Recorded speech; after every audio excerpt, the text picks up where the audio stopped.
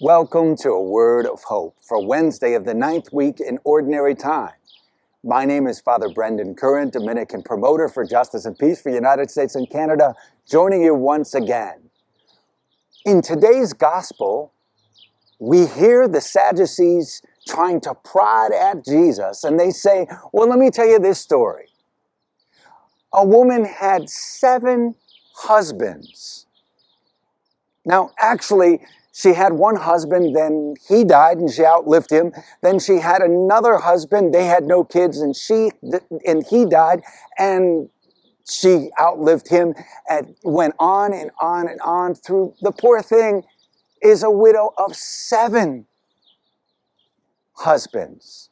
And so the Sadducees asked Jesus, well, when she dies, after they've already died, whose wife will she be?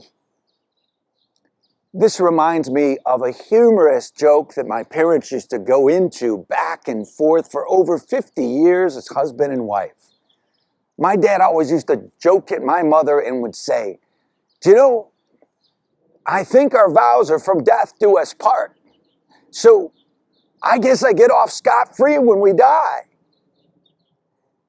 I think there's a kernel of truth to remembering that despite the fact that Sadducees were trying to prod and coax Jesus into a test to catch him for an example of being able to persecute him, there's actually some significance and meaning in it all.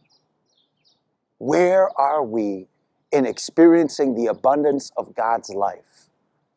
And remembering that God promises us so much hope in a new life in the resurrection. It's not about who's connected to who, who's husband or wife of who. We miss the point of all of it. We forget the fact that God has gifted us through Christ who is risen from the dead. That we are promised that there is something beyond death itself. That God conquers even death on the cross. So I go back to my parents jockeying back and forth, and there's a kernel of truth to all of it.